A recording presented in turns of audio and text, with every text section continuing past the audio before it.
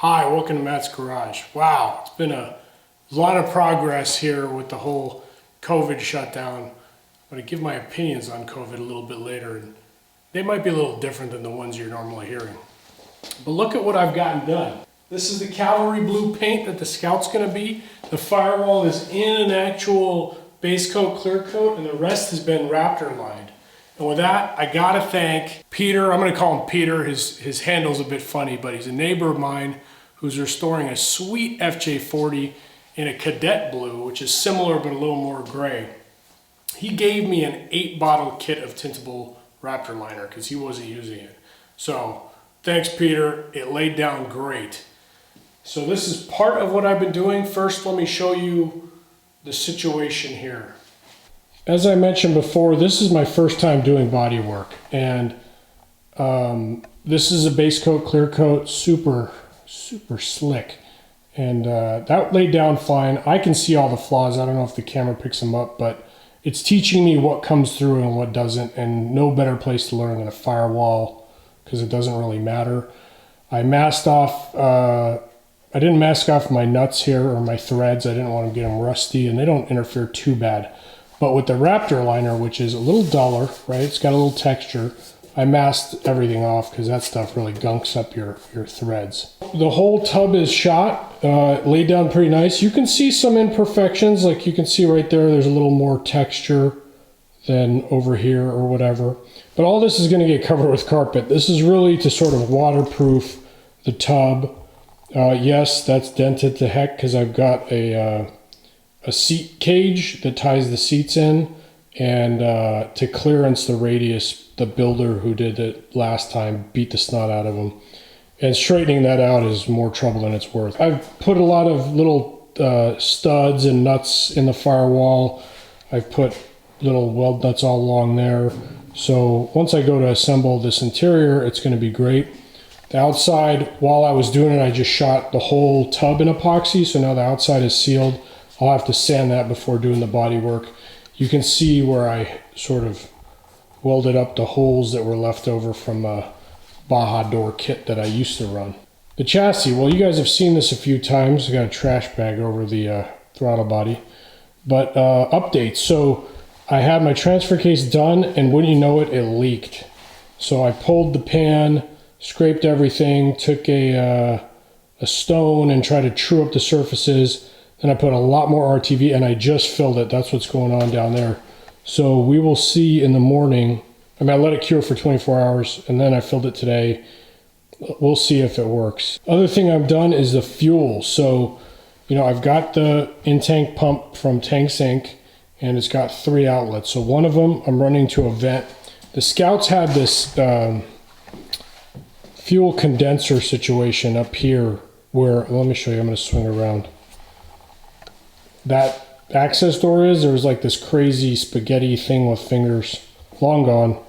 So of course I didn't understand the wisdom of it. Having something like that back and above the tank, what it does is it's basically a rollover valve because it goes up and then it drips down the legs. It doesn't go into your evap canister. They don't make those anymore, so I replicated it basically. The unions are just for serviceability. I could have run this without any unions, but this is a trick rollover valve I got from the UK. So I'll just tuck this up, tie it to the fuel filler neck, and it'll loop around there. And when I go uphill, the fuel will come up here and then stop. And then but the vapors will be able to go like that during normal operation. Then that goes over there. I've got a fuel injection rated fuel filter bolted to the frame. And then what I did was I just flattened out big 1-inch, what do you call them, wire tie things. And it's not tightened yet. I've just sort of loosely run it, but I'm going to tighten it up. It'll all lay flat, and it'll be nice. And plus the plastic fuel hose will take shape over time. Let me go to the other side. I couldn't finish today because I ran out of fittings, but here where it goes up to the return, this is the fuel return regulator, really, basically. So the fuel goes up around and to the throttle body here. Then the vacuum port on the throttle body comes down to this pot this pot basically will return any fuel back to there. So I'm just missing a couple of fittings to finish the job. And finally, some of you might have noticed that this is my old Y pipe.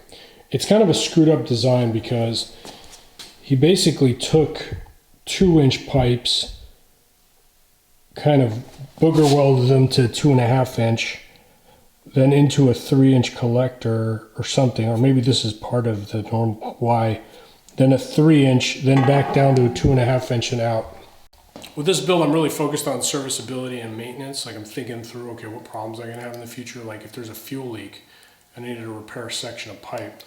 You know, when you put fittings in, you want to be able to get them off. Now, AN fittings swivel, but normal brass fittings don't. But you can buy these connectors. Well, don't look at me. Look at the connector. Don't look at my hand. Look, there you go. You know, these swivel. So it's got a bell end inside. Bought them on Amazon. Hopefully they hold. I mean, they're meant for like industrial gases, so they should do fine with fuel. So I'm doing the same thing with the exhaust. Now, I'm trying a couple, that one doesn't work because the shorty headers are longer than the exhaust manifolds. Plus it's ugly. I bought like one that's intended for ram's horn manifolds, but it was only 2 inches and it doesn't pair up the collectors. So I bit the bullet, and today I ordered the rod builder kit from Summit. It's 2.5-inch aluminized exhaust, bunch of bends, bunch of straight runs. It's way more than I need. And a couple of header reducers, a V-band clamp, a muffler, and I already have the hangers and stuff. So I'm gonna build my own exhaust basically. Is that extreme? I don't know. I mean, at this point, what's another thing to learn, I suppose? I'm letting the Raptor liner cure for another 6 days.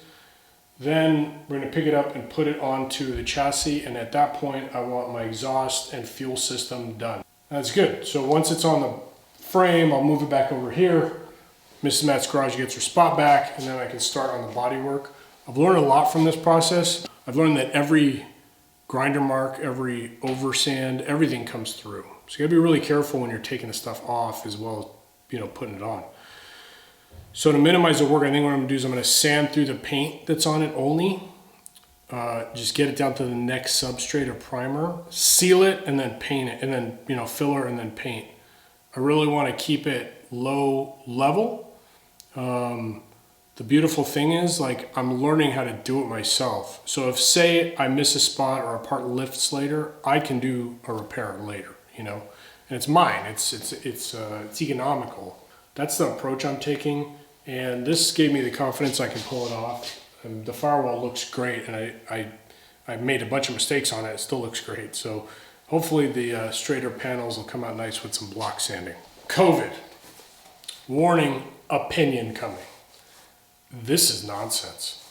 I'm furious. Like, I don't know if I will ever forgive people for going along with this. Like, man up, go to work. I understand we got elderly we need to protect. Protect them, quarantine them, delivery services, whatever. I'll happily pay for that. But what is this? Hitler was dropping rockets on London and people went back to work. I have friends who went off to wherever the F-istan to go fight a war for God knows what. They didn't complain. And what we're cowardly hiding in a shelter in place? I mean, this is not an emergency. I went to the emergency room here actually just to see. Nothing's going on. The hospitals are empty. It's working, Matt. No, it's nothing. It's a flu. I mean, it's just, oh my goodness. Not happy with our Congress, with our president, with the government, with our local politicians. This is ridiculous, and we can't organize to protest. I mean, it's like we're just giving our rights away because there's a flu going around. Unfreaking believable. Man up, go to work, America. Seriously. I mean, like,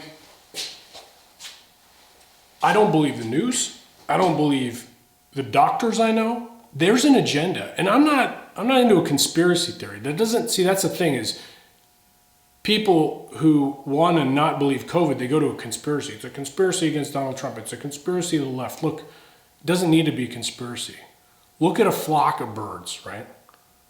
They go like this, then they go like this, and it looks like they're moving in unison, but they're not really. I mean, there is a there's a behavioral thing happening there, some communication, and they couldn't even explain it if you asked them, right? Because they're birds.